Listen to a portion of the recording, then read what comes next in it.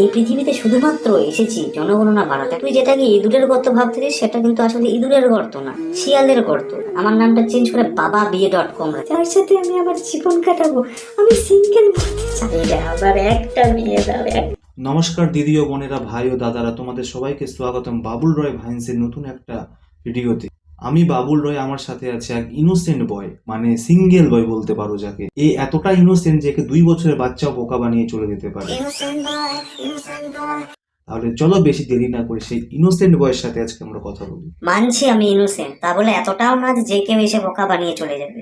একবার বানিয়ে গেছিল সে ব্যাপারটা আলাদা। কিভাবে? একদিন আমি সকালবেলা শুয়ে আছি, তো বাইরে হঠাৎ করে শুনতে পাই যে কে যেন আই লাভ ইউ চিৎকার করতেছে। আই এম তো অবাক। তারপর আমি তো শুনে মারছি তোর। তারপর কি হলো? তারপর আর কি হবে, বাইরে গিয়ে দেখি একজন মেয়ে লেবু বিক্রি করতেছে আর চিল্লাচ্ছে এলাবু করে। আমি ওটাকে ভাবছি আই লাভ ইউ। আচ্ছা এসব বাদ দেন, আপনি আমাকে একটা কথা বলেন, আপনি এত সিঙ্গেল কেন? আমার জীবনে এত দুঃখের ঘটনা আছে না, যদি কোনো রিয়ালিটি শোতে যাই বলি না, সে রিয়ালিটি শো না টিআরপি একদম হাই হয়ে যায়। তাহলে অবশ্যই বলবো, যদি আমার চ্যানেল সাবস্ক্রাইবারটাও যদি বাড়ে। মানে খাটের মোড়া চ্যানেলে আমি দুঃখের ঘটনা বলবো? কোনোদিনই না। স্যার প্লিজ একটু বলেন। আচ্ছা ঠিক আছে বলবো। এক গ্লাস জল খাও, গলাটা শুকিয়ে গেছে। শুধু জল কেন, আপনাকে জলের সঙ্গে লেবু আর চিনি মিশিয়ে শরবত করে খাওয়াচ্ছি। লেবুর কথা বলবে না, এখানে এই ঘটনাটা মনে পড়ে। আচ্ছা বলবো না। আপনি যে বলেন আপনার জীবনে দুঃখের ঘটনা আছে, সেই ঘটনাগুলো শুনি তাহলে। যখন আমি হোস্টেলে পড়তাম, আমাদের হোস্টেলের সামনে ছিল একটা গার্লস হোস্টেল, তাও আবার ইংলিশ মিডিয়াম। আর আমরা সব ছিলাম বাংলা মিডিয়ামের। আর আমাদের হোস্টেলে জলের ছিল সমস্যা, কিন্তু একটা মেয়ে আমার সাথে কথা বলতো। আচ্ছা তাহলে তো ভালোই। মিথ্যা বলবো না, ইন্টারেস্ট আমিও ছিলাম। হঠাৎ করে একদিন মেয়েটা আমাকে এসএমএস করে, তুমি যদি আমার সঙ্গে দেখা করো তাহলে তুমি কি আমাকে হাক দিবে? বাহ, তারপর? তখন আমি বললাম হাগা মতো সব তোমার হোস্টেলে করে আসবে, আমার হোস্টেলে এমনিতে জলের সমস্যা। আরে স্যার, আপনার সঙ্গে হাক মানে কলাকুলি করতে চেয়েছিল সে। আমি তো বুঝতেই পারিনি, যেহেতু আমাকে বলেছে তুমি কি আমাকে হাক দিবে, আমি ভেবেছিলাম মেয়েরা তো এমনিতে শর্ট এসএমএস করে, আমাকে হয়তো হাগের পরে তে লিখতে ভুলে গেছে। আর আমার একটা রুমমেট ছিল, যদি ভুল করে বাথরুমে ঢুকে গেল, 2 ঘন্টার আগে সে বাথরুমে আর কেউ ঢুকতে পারবে না, এত গন্ধ। আমি এই ভয়ে বলেছিলাম। সত্যি আপনি ইনোসেন্ট। আচ্ছা একটা কথা বলুন, সিঙ্গেল থাকতে আপনার কেমন লাগে? আপনি হিন্দু তো নিশ্চয়ই কোনো ঠাকুরের উপোস রাখেন, তাই না? হ্যাঁ রাখি।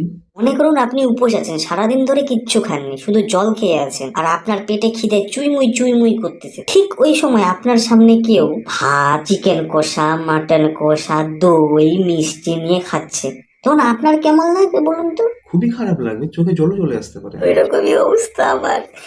আমাদের কলেজে একদিকে চিকেন কষা, একদিকে মাটন কষা, সামনে দিয়ে দই মিষ্টি যাচ্ছে, উপোস বলে খেতে পারছি না। ও, এইদিকে আপনি উপোসও ভাঙতে পারবেন না। উপোস ভাঙতেও পারবো না। আচ্ছা আপনি কখনো কলেজে কারোর সাথে কথা বলার চেষ্টা করেননি? আচ্ছা আপনি একটা কথা বলেন, আমার মুখে কি কোথাও ভাই লেখা আছে? না তো, কেন? তাহলে সব মেয়েরা আমাকে ভাই কেন বলে? মনে হয় আপনাকে সম্মান দিতে চায়। সম্মান দিতে চাই, তাহলে ভাই কেন বলে? আরে ইনোসেন্ট বয়, সম্মান মানে রেসপেক্ট দিতে চেয়েছিল আপনাকে। চাই না এরকম সম্মান। কিছু কিছু মেয়ে তো এমন ভাবে ভাই বলে যেন আমি ওর মায়ের পেটের ছেলে। ওর তো বিয়ের চিন্তাও শুরু হয়ে যায় আমার মাথায়। আপনি একটু শান্ত হন। চলুন আপনাকে কিছু একটু হেল্প করা যাক। আপনি পড়াশোনায় কেমন? খুবই ভালো। ব্যাস, তাহলে আপনি মেয়েদেরকে পড়াশোনায় হেল্প করুন, মেয়েদেরকে বোঝান আপনি ইন্টেলিজেন্ট। কিছু মেয়ে তো আবার সাপোসেক্সুয়ালও হয় না। আরে না কোনো সেক্সুয়াল টেক্সচুয়াল চাই না, একটা ভালো সুন্দর মেয়ে চাই। আরে ইনোসেন্ট বয়, সাপোসেক্সুয়ালস মানে ইন্টেলিজেন্সের প্রতি আকর্ষণ হওয়া, টাকা রূপ দেখে না। পৃথিবীতে এরকমও মেয়ে বেঁচে আছে? হ্যাঁ অবশ্যই। তাহলে আপনার একটা কথা বলি শোনো, আমি পড়ি ইঞ্জিনিয়ারিং এ, আর ইঞ্জিনিয়ারিং ডিপার্টমেন্টে মেয়েদের যে অস্তিত্ব সেটা বিলুপ্ত হয়ে গেছে। মানে? ডাইনোসরের নাম শুনেছেন? এক সময় ছিল, এখন শুধু তাদের হাড্ডি পাওয়া যায়। ঠিক একই অবস্থা।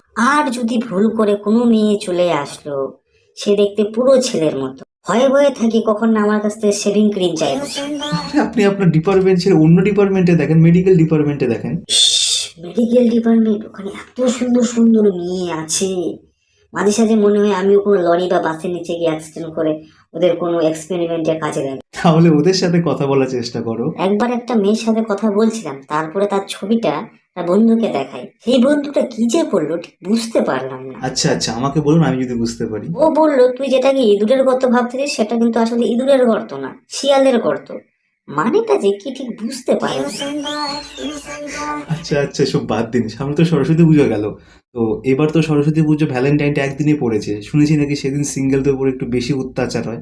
তো সেই ব্যাপারে যদি কিছু বলতেন আপনি। দিলে তো কাটা ঘায়ে নুনের ছেটা। আমি খালি একটু ঠাকুর দেখার জন্য বেরোয়েছিলাম, তারপরে যা দেখলাম আমার মন থেকে শুধু একটা কথাই আসলো, যে এই পৃথিবীতে শুধুমাত্র এসেছি জনগণনা বাড়াতে, আর কিচ্ছু করতে না। মানে? একটা শুয়োরের মতো কালো, হাতির মতো মোটা ছেলে একটা পরীর মতো মেয়েকে নিয়ে যাচ্ছে হাত ধরে, আবার সেই মেয়েটা বলছে যে তোমাকে ছাড়া আমি বাঁচবো না। এই ঘটনা দেখে মনে হলো ভালোবাসা সত্যিই অন্ধ। আচ্ছা আচ্ছা, আপনার একটা কথা বলি, আপনার যে সম্পর্ক হচ্ছে না, এই না হওয়ার পিছনে কারণটা কি? আপনি কি মনে করেন? আমার মনে হচ্ছে কেউ আমার উপর কালা জাদু করেছে।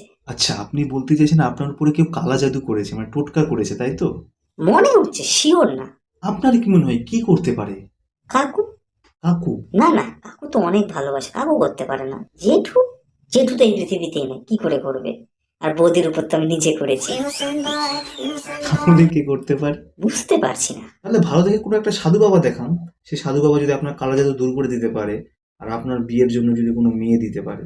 কি আর বলবো, এখানেও একটা দুঃখের ঘটনা আছে।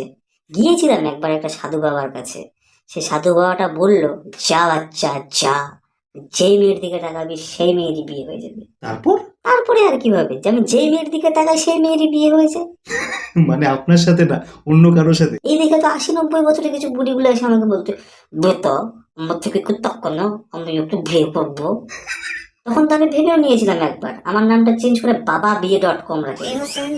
আচ্ছা আচ্ছা, আপনি তাহলে বাড়িতে বলেন, মানে লাভ ম্যারেজ না হলে অ্যারেঞ্জ ম্যারেজ করেন। কিছুদিন আগে বাড়িতে বলেছিলাম আমি মাকে যে মা একটা আমার জন্য মেয়ে দেখো, বিয়ে করব।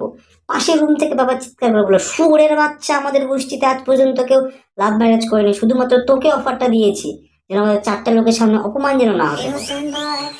এখন আপনার হাতে একটাই উপায়, যদি ভগবানের আশীর্বাদে আপনার ভাগ্য যদি ঠিক হয়। আর বলো না, এর পিছনেও একটা দুঃখের ঘটনা আছে। সেটা আবার কি? আমার আবার একটু বেশি লজ্জা করে, তো তাই ভগবানের কাছে সোজাসুজি ভাবে চাইতে লজ্জা পাচ্ছিলাম। তাই বলেছিলাম যে হে ভগবান, আমার বাবা মার জন্য একটা না বউ দেখে দাও। তারপরে ভগবান বউ দিল? হ্যাঁ দিল তো, আমার ছোট ভাইয়ের বিয়ে হয়ে গেল। আরে আপনি সোজাসুজি ভাবে ভগবানকে বলুন না, তাহলেই তো হয়। আমার মনে হচ্ছে এই জন্মে আর ভাগ্য পরিবর্তন হবে না। আগেও খারাপ ছিল, এখনো খারাপ আছে, ভবিষ্যতেও খারাপ থাকবে। আপনি ভাবেন, আমার একটা বন্ধু 1 বছর আগে ভগবানের কাছে প্রার্থনা করেছিল যে হে ভগবান, তুমি আমাকে আশীর্বাদ দাও, আমার চারিপাশে যেন মেয়ে থাকে, আমার যেন একটা লম্বা গাড়ি থাকে, আমার পকেটে যেন সবসময় টাকা পয়সা থাকে। বেশি না, 5 দিনের মধ্যে তার চাকরি হয়ে গেল, গার্লস হোস্টেলের বাস কন্ট্রাক্টর। হেসো না, এটা তো কিছুই না। এই দেখে আমার আরেকটা বন্ধু ভগবানের কাছে প্রার্থনা করলে, হে ভগবান, তুমি আমাকে আশীর্বাদ করো, আমি যেন সবাইকে আমার ইশারাতে নাচাতে পারি। হ্যাঁ, 5 মাস পর তার ট্রাফিক পুলিশে চাকরি হয়ে গেল। এখন তো ভগবানের কাছে কোনো কিছু চাইতেও ভয় লাগে। আপনি একটা কাজ করতে পারেন, এই যে আপনার মনে যে এত দুঃখ কষ্ট জমে আছে, সেগুলোকে মোটিভেশন নিয়ে পড়াশুনো করে একটা সরকারি চাকরি পেয়ে যান, তারপরে দেখবেন আপনার পিছনে মেয়েদের লাইন লেগে যাবে। আরে আর আমার মেয়ে লাইন চাই না, আমার একটা মেয়ে চাই যার সাথে আমি আমার জীবন কাটাবো। আমি সিঙ্গেল বলতে চাই না, আমার একটা মেয়ে দাও, একটা মেয়ে। তাহলে এতক্ষণ ধরে আমরা একটা ইনোসেন্ট বয়ের সাথে কথা বললাম। ধন্যবাদ বন্ধুরা ভিডিওটা এতক্ষণ পর্যন্ত দেখার জন্য। ভিডিওটা যদি ভালো লেগে থাকে লাইক করুন, কমেন্ট করুন, শেয়ার করুন, সাবস্ক্রাইব করুন, কিছু একটা করুন, কিছু একটা করেই যান আপনারা আজকে। না চাউমিন না মোগলাই, শুধু ভাত আর ডালের খিদে, সঙ্গে একটু পোস্ত বাটা, সর্ষে ইলিশ রেঁধে, বাজার থেকে কচি পাঁঠা আনলে পরে কেটে, এক নিমেষেই সাবার সবই পড়ার আগেই প্লেটে।